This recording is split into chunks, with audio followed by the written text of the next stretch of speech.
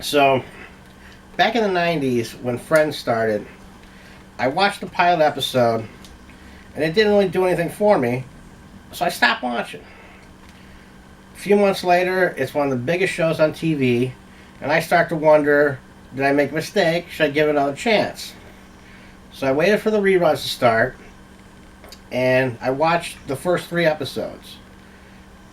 And I found that the things I didn't like about it actually grew on me. And the two things that I disliked about the pilot were Joey and Phoebe.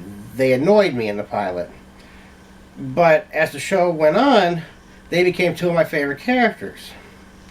So that's when I developed what I call my 3-episode rule. So now I give every new show 3 episodes to grab me. If it doesn't grab me by the 3rd episode, I cut it loose. I go on to something else. So today I'm going to do a 3-episode rule review on the CW's new show Riverdale. It's based on the Archie Comics. So here we go.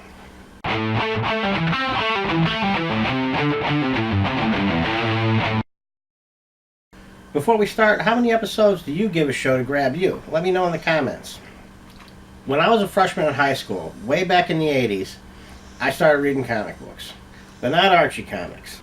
My first real experience with Archie Comics was in 2013 when they released Afterlife with Archie, which tells the story of a zombie apocalypse coming to Riverdale, Archie's hometown. It was created by Roberto, something I'll butcher if I try and say it, so I'll just put it on the screen somewhere here. It was a great comic, and so when I heard that Roberto, that name, was developing Riverdale for the CW, I was pretty excited. The show got a lot of good early buzz. The pilot was getting really good reviews, so I was optimistic.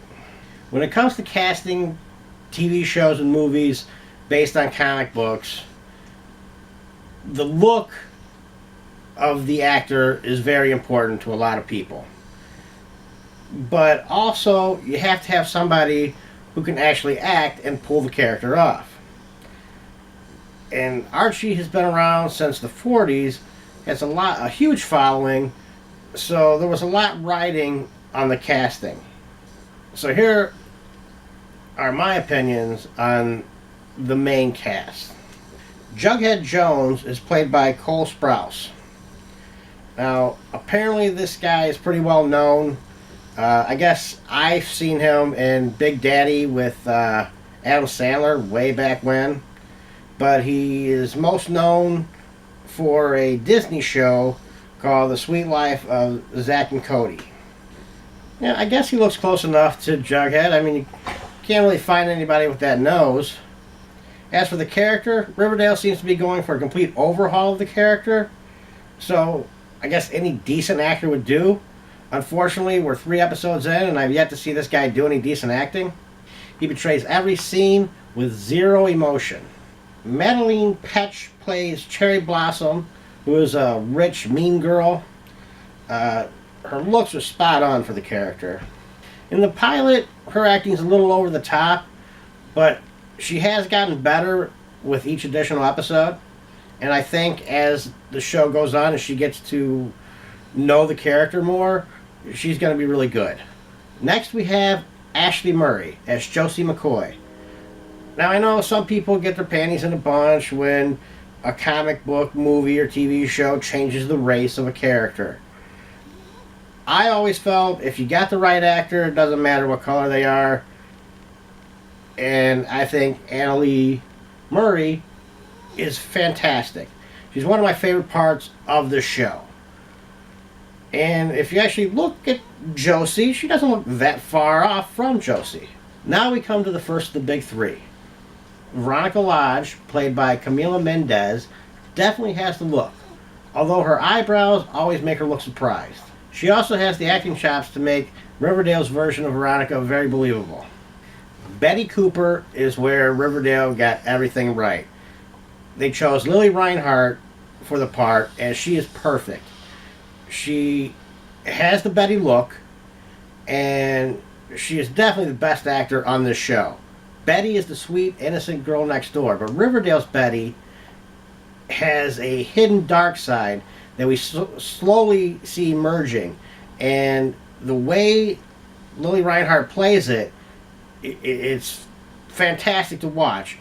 Reminds me a lot of Vera Farmiga on Bates Motel, who, if you haven't watched that, how she has not won an Emmy every year Bates Motel has been on blows my mind. Finally, we come to what is the most important character, Archie Andrews.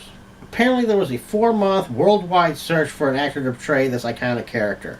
In the end, they chose New Zealand's KJ Apa. Now, he fits the looks bill pretty dead on once they dye his hair red. However, this guy has zero charisma. The fact that Lily Reinhart can make you believe she's in love with this guy is a tribute to her acting abilities. Now let's talk about chemistry between the characters. A show that has characters with good chemistry can make a show. Betty and Veronica have tons of chemistry. Their growing friendship is one of the best parts of this show. They even had good chemistry with Cheryl.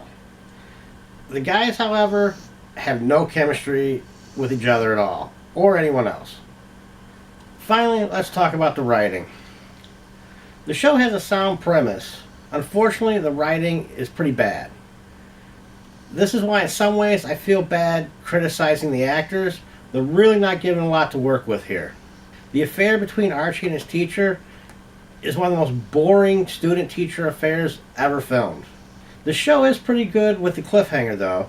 Every episode leaves you wanting to see what happens next. Unfortunately, the beginning of the next episode just leaves you pissed off. So for me, with Riverdale, it's 3 and out.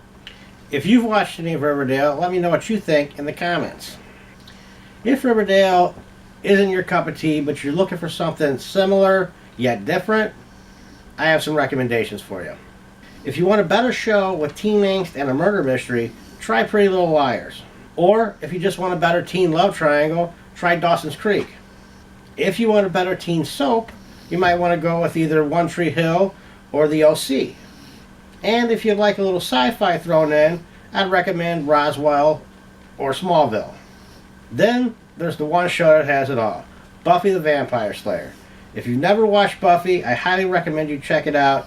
In my mind, it's one of the best shows of all time. Also, you may have heard people say Riverdale is Archie meets Twin Peaks. It is not. However, Twin Peaks is getting a reboot later this year from Showtime. So now would be a great time to go back and watch the original series. So that's it for my third video. So if you want to tell me how bad I'm doing, you can do so in the comments down below. If you like this, you can always hit the subscribe button if you'd like. You can also follow me on social media. Those links will be in the description. Also in the description, I'll put affiliate links to everything I recommended here in case you want to buy the box sets. One last thing before I go. Back in 1990, NBC made a live-action Archie made-for-TV movie called Archie to Riverdale and Back Again. I remember watching it at the time and really liking it. I recently rewatched it and it's not quite as good, but if you're interested, I will also put a link to where you can buy that. Unfortunately, it's only on VHS. Thanks for watching.